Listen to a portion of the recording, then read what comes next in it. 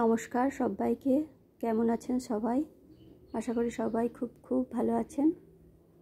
আমিও ভালো আছি। তো আজ চলে আসলাম আবারও একটা ছোট্ট ভিডিও নিয়ে। তো আজ এমনি কোনো ভিডিও না, আজ একটু কিচেন ক্লিনিং কিভাবে করি আমি সেটারই একটা ভিডিও নিয়ে এসেছি। মানে আমি কিভাবে আমার কিচেনটাকে ডিপ ক্লিন করি।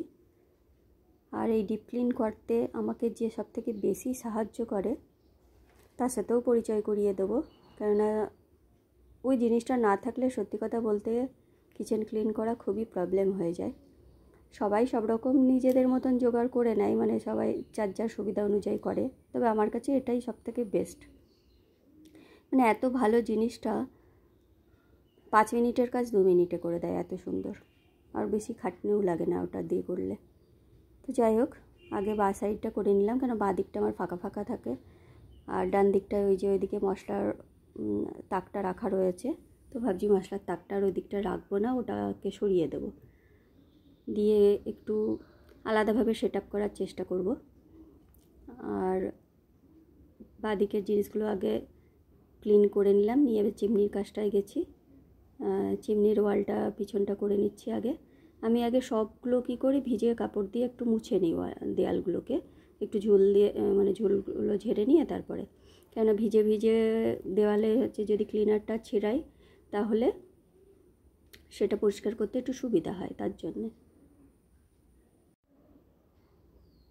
তো গ্যাসের ওভেনের কাজটা হয়ে গেছে, এরপর চিমনিটা করব। তো চিমনিটাকে আগে তেলগুলো সরানোর জন্য আগে টিস্যু দিয়ে আমি চিমনির গায়ে যে তেলগুলো লেগে থাকে সেগুলোকে সব পরিষ্কার করে দিই, কেন টিস্যুতে তেলগুলো পুরো টেনে নেয়।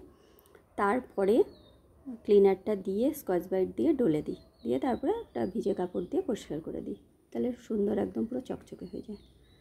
এবার এই যে ডান দিকটায় লাগবো, সব কৌটোগুলো নামিয়ে দিয়েছি এখানে, দিয়ে তাকটাকেও বার করে দেবো, দিয়ে তারপরে ওয়ালটাকে পুরোটা আগে একটু ঝাড়ু মেরে নেবো, নিয়ে তারপর পরিষ্কার করব। এই মেয়েদের মনে হয় সবথেকে ক্লিন যদি মানে কিছু করতে হয়, সবথেকে মনে হয় এই কিচেনের ক্লিনটা নিয়েই হেডেক বেশি। কেন যতই চিমনি লাগানো থাকুক না কেন, তাও সেই তেল চিটচিটে ভাবটা হবেই, মানে ওটা আর কিছুতেই যেতে চায় না। তো মাসে একবার যদি ক্লিন করে নেওয়া হয় তাতে অতটা প্রবলেম হয় না, কিন্তু যদি অনেক দিন হয়ে যায় তখন আবার প্রবলেম হয়।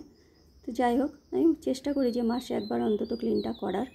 তবে এবারটা একটু বেশি টাইম লেগে গেছে, মাঝে কটা দিন খুব অসুস্থ হয়ে পড়েছিলাম, যার জন্য মানে করতে ইচ্ছা করছিল না খুব। তো এখন ভালো লাগছে দেখে আমি বলছি না, ক্লিনটা করেই ফেলে, কেন এর পরে বেশি লেট হয়ে গেলে আরও তখন সমস্যা হবে।